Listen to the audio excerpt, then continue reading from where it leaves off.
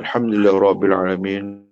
Wassalamu ala asrafil mursalin sayyidina maulana Muhammad wa ala alihi washabihi ajma'in, amma ba'du. Para bapak pembina, bapak penasihat, bapak pengurus yayasan, bapak perguruan, wabil khusus kepada sahibul bait dan kepada para badal, pada jemaah-jemaah perguruan terhak nasabah di Nusantara. Moga-moga dilimpahkan rahmat, hidayah serta inayah Allah Subhanahu wa taala. Amin.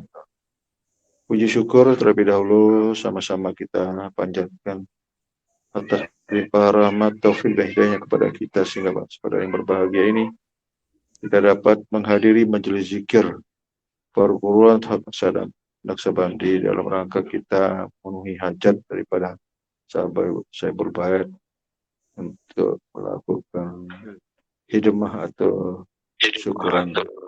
Tentunya kita sama-sama mendoakan kepada wabil khusus wabil bait, moga-moga hajat beliau dijabah atau dikabulkan Allah Subhanahu wa taala. Amin ya rabbal alamin.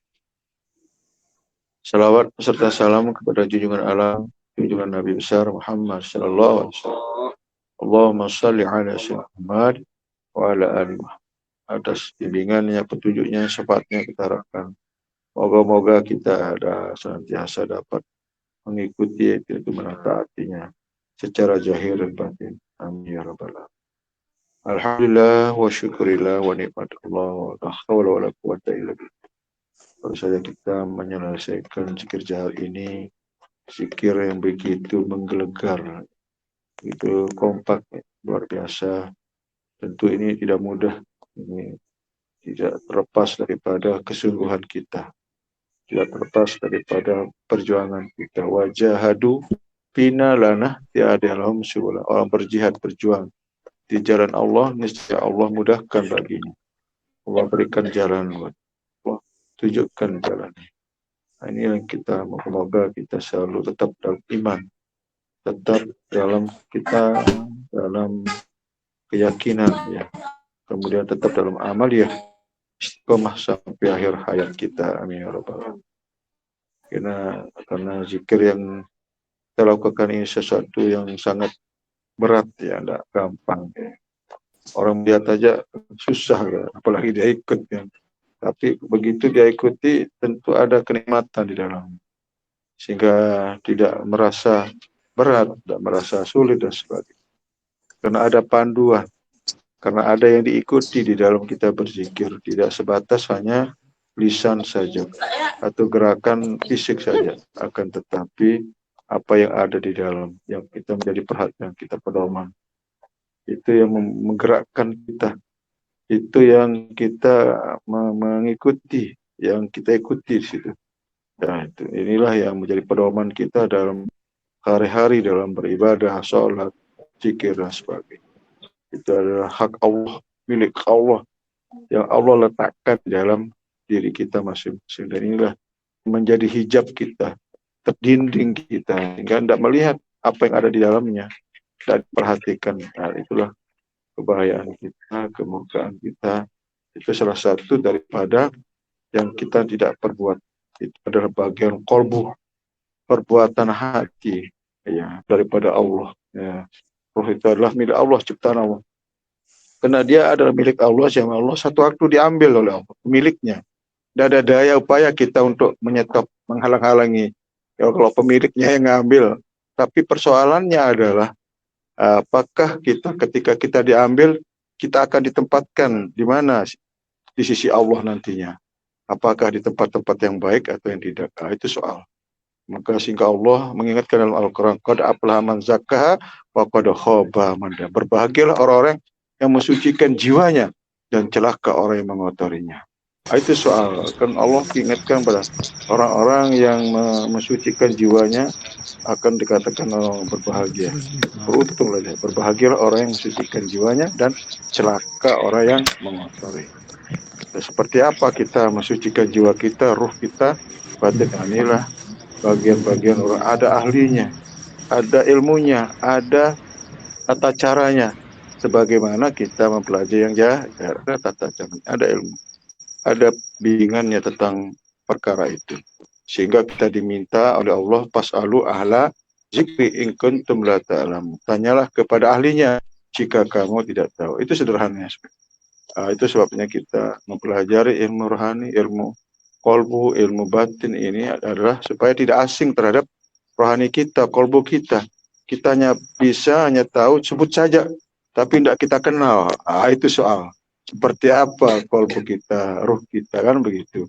Maka kalau kita tidak kenal, maka tidak sah sayang. Apalagi ke Allahnya. Barang di dunia ini buta lah nanti dah. Bukan mata yang zahir ini yang buta, tetapi mata yang ada dalam dada. Itulah yang dikenal dengan mata batin, mata basir. Ini yang orang tidak pahami, tidak mereka pelajari tentang mata batin. Itulah ru'yat kita kepada Allah, memandang, melihat Allah dengan mata batin. Ra'aitu Rabbi bi'ainil qalbi la syakka anta. Aku melihat Tuhanku dengan mata hatiku, tidak syak lagi engkau yang bukan zahir ya, mata batin saja. Nah, inilah yang wajib kita kenal. Seperti apa dia? Nah, itulah dia. Ini harus ada bimbingan seterusnya ya. Inilah sebagai pengantar kita di dalam memahami tentang rohani kita, supaya kita nggak awam, tidak paham terhadap diri kita. Sederhana sekali sebenarnya, yang membuat kita berat karena kita nggak dibimbing kepada orang yang ahlinya, orang yang paham tentang itu. Akhirnya terbelok-belok, akhirnya nggak karu-karuan jadinya. Nah, itulah hanya pendapatnya aja yang mereka bentangkan, tapi kenyataan dan bukti yang sebenarnya susah sekali, kan berat sekali. Memang susah karena bagaimana menggambarkan, bagaimana untuk menjelaskan, bagaimana memahaminya, karena tentu orang-orang yang mengalaminya ya berbeda ya, orang yang bercerita terhadap sesuatu yang sudah mengalami dengan yang belum dialami gitu. Ya meraba-raba dari cerita ke cerita ini misalnya. Tapi kalau yang mengalami dia menceritakan begitu detail ceritanya, yang begitu nyata cerita itu kan. Nah, itulah makanya Nabi itu bercerita berdasarkan apa yang beliau amalkan, apa yang dilihat, apa dia rasakan, apa yang beliau yang dapatkan ya dalam proses perjalanannya, misalnya Isra Mi'rajnya, dalam pertemuan sama nabi-nabi, bertemu sama orang-orang yang sudah apa yang ada dalam neraka sebagainya, itu semua.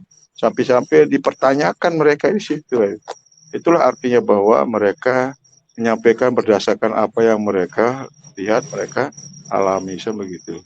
Nah, pengalaman inilah yang sebenarnya harus ada dalam diri kita sendiri, harus kita pilih, harus kita pahami, supaya kita juga tak dapat dalam cerita. Itu makanya kita ditunjukkan tata cara kita untuk memperoleh itu, sehingga minimal tahu ilmunya, tahu apa yang harus dikerjakan, apa yang harus yang dilakukan. Kamar ini sebenarnya bukan artinya kita babadek-badek, sangni. Itulah kalau istilah almarhum Dato lah, sarang sang niki panas.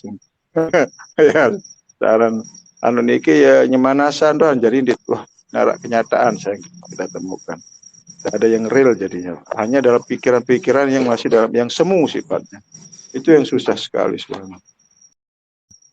Itu makanya kita diperkenalkan dari roh tabi'i kita, itu roh sampai masuk ke wilayah roh Rabbah. Itu luar biasa. Nah, itulah langkah-langkah awal kita memulai ketika kita belajar rohani, sehingga kita tidak kesulitan jadinya. Kita ada masuk ke wilayah yang sebenar diri kita, akan diri kita, bukan masuk dalam pikiran, angan-angan atau dalil. Kan orang ribut dengan dalil aja. Itu soalnya kita ini nggak terlalu mempersoalkan itu. Tapi kita ambil beberapa dalil yang benar-benar yang ada kaitannya dengan petunjuk, ada ilmu itu, kita ambil. Tapi kalau enggak ya malah kita bisa jadi keluar atau jauh daripada apa yang kita tujukan begitu. Dan apa yang ada dalam diri kamu, kenapa kamu tidak? Nah, itulah PR sesungguhnya yang Allah minta kepada kita, yang wajib diperhatikan terhadap kita masing-masing yang ada di dalam diri kita masing-masing, yang tersirat di balik yang tersurat. Maka di dalam diri manusia ada rahasia aku, kata Allah. Nah, rahasia Allah ada dalam diri manusia. Dan Allah jadikan aj'alu fi qalbi ibadi. Aku jadikan di dalam hati hamba-hambaku. Wala yakfun ahadun gairuh. Tidak ada yang menempati kecuali hanya dia. Maka dikatakan qalbul mu'min itu luar biasa.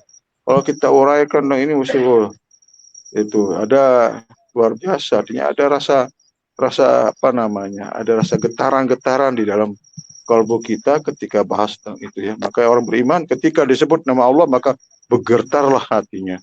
Hati getaran zikirlah. Ketika diingat kita hentakkan nama Allah maka bergetarlah dia.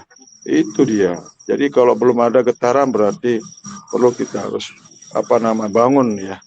Kalbu kita harus kita terus perjuangkan dia supaya benar-benar ada terasa keberadaannya di situ ya.